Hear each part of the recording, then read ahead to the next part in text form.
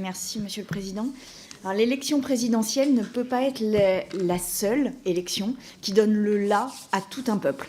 Le présidentialisme minoritaire que nous connaissons actuellement pousse aux limites la Ve République et la place qui occupe le Parlement. En effet, un hyper-président peut nommer des gouvernements sans jamais avoir à demander la confiance du Parlement, sans jamais chercher à travailler une majorité fondée sur la clarté d'une ligne politique.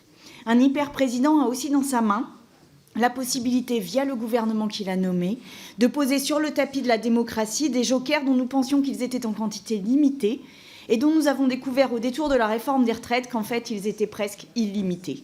Il suffit en effet que cela soit budgétaire et au fond, tout pourrait être toujours budgétaire.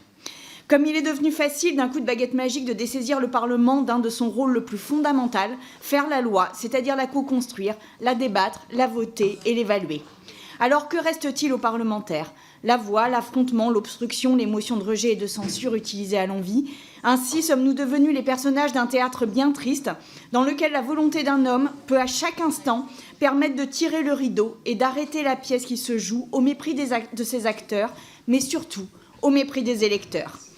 La démocratie est fragile, elle est même très fragile, il suffirait de presque rien, comme dit la chanson, pour qu'elle soit balayée comme un fétu de paille devant le vent mauvais de l'autoritarisme.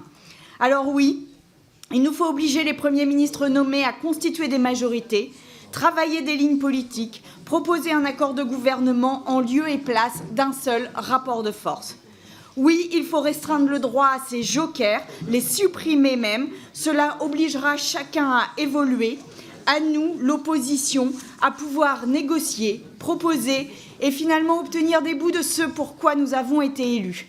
Cela obligera le gouvernement à devoir rendre compte au Parlement. Force est de déplorer aujourd'hui qu'un lobby qui, à l'écoute du gouvernement, a plus de chances d'obtenir des avancées dans la loi qu'un ou une parlementaire de l'opposition. Telle est la limite de notre démocratie aujourd'hui. À force d'usage et de mésusage, vous videz la démocratie de sa substance. À force de jeu de rapports de force, vous faites monter la colère.